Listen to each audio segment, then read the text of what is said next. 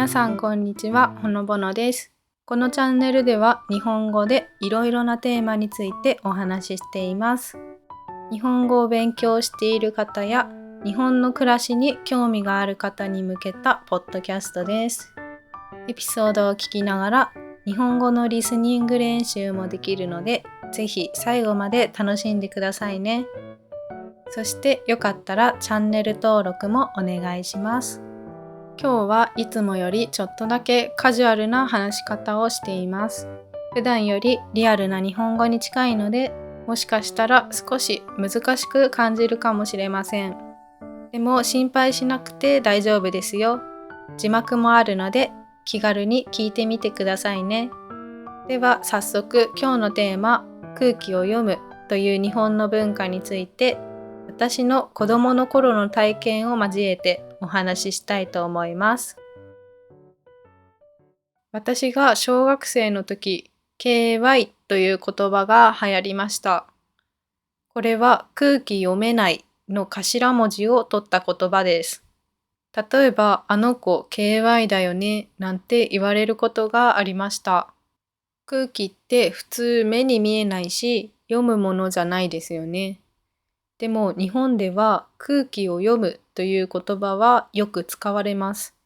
彼は空気が読める人だねとか、空気を読んでよのように言うんです。簡単に言うと、空気を読むというのは、その場の雰囲気や周りの人の気持ちを想像して自分の行動を考えるということです。つまり、誰かが言葉ではっきり言わなくても、今何をしたらいいかな？何を言わない方がいいかな？と考えて行動することです。日本は集団を大切にする文化があります。周りの人と同じように行動したり、周りに気を使ったりすることがいいこととされています。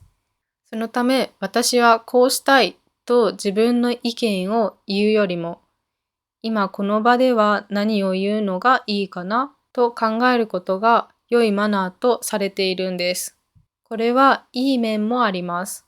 例えば、周りに気を使うことで人間関係がスムーズになったり、トラブルを防いだりすることができます。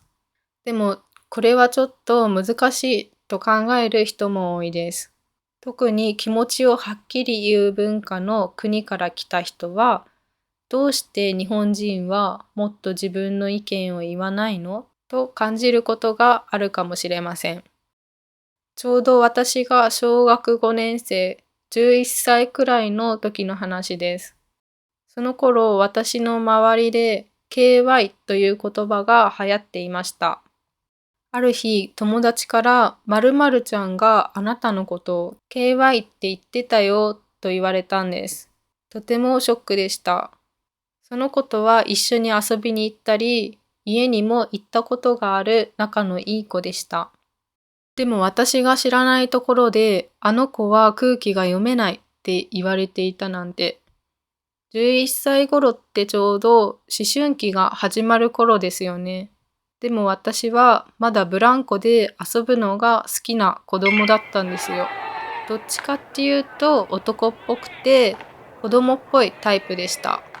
同じクラスの女の子たちはだんだん大人っぽくなっていて、男の子にモテる服装って何？なんて紙に書いて話したりしていましたね。私はそういう話よりも昼休みにブランコを取りに走るのが楽しかったんですよね。ブランコって学校に4つしかなくて人気なので争奪戦なんですよ。ある日、昼休みのチャイムが鳴る前からブランコを取りに行こうと隠れてスタンバイしてたら、先生に何やってるんだって怒られたこともありました。私が本当に空気が読めない子だったのか、それとも成長のズレで KY って言われたのかわからないんですけど、楽しいと思う遊びが違ったので、しょうがなかったのかななんて今考えるとそう思いますね。そんなことがあったので、それからの私はどうすれば人の気持ちがわかるのかなとよく考えるようになりました。大学で心理学を学んだのもその影響があったのかもしれませんね。働くようになってからは空気を読むことがもっと大切にされているような気がしました。例えば職場では言わなくても分かってよみたいなことがよくあります。これを日本語で暗黙の了解とも言います。もちろん空気を読むことにもいい面はあると思います。でも正直なところ、私は面倒だなって思う時もあります。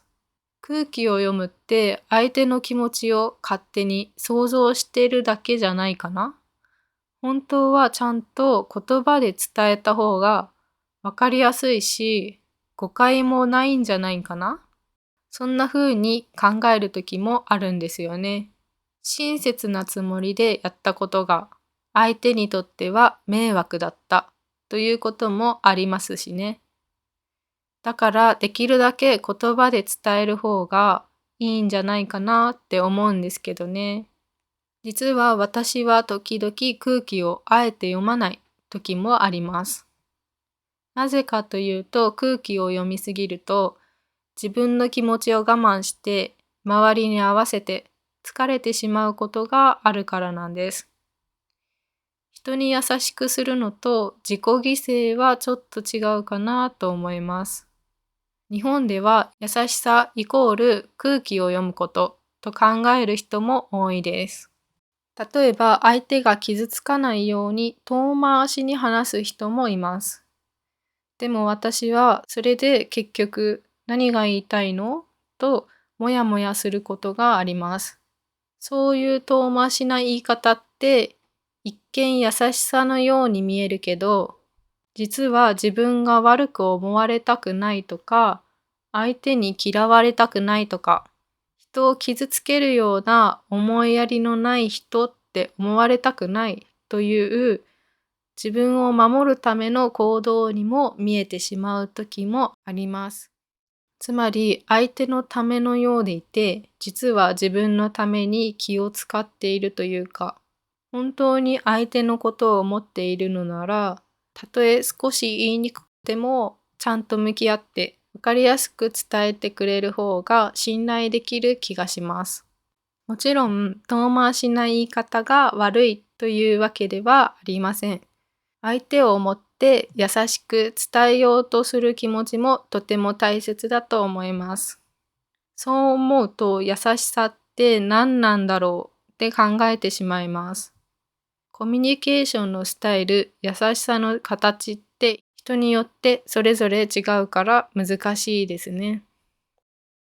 最後に少し余談ですが、動物ってそれぞれに合った環境で生きていますよね。暑いところに住む動物もいれば、寒いところに住む動物もいて、水の中でしか生きられない生き物もいます。無理に合わない場所にいようとすると、うまく生きられません。私たち人間も同じじゃないかなと思うんです。自分に合わない場所で頑張りすぎて、辛くなったら環境を変えてもいいと思うんです。無理に合わせようとしなくていいと思います。生きる場所を変えてもいいと思います。渡り鳥が季節によって住む場所を変えるように、自分が心地よくいられる場所を探せばいいんです。自分らしくいられる人と過ごすこと。それが一番自然で幸せなことなんじゃないかなと。皆さんはどう思いますか？今日は空気を読むについてお話ししました。子供の頃に言われた KY って言葉、それはショックだったけど、今思えばいろんな気づきをくれた一言でもありました。皆さんは空気を読む文化についてどう思いますか？よかったら感想を聞かせてくださいね。今日も最後まで聞いてくださりありがとうございました。ではまた次回のエピソードでお会いしましょう。バイバーイ。またねー。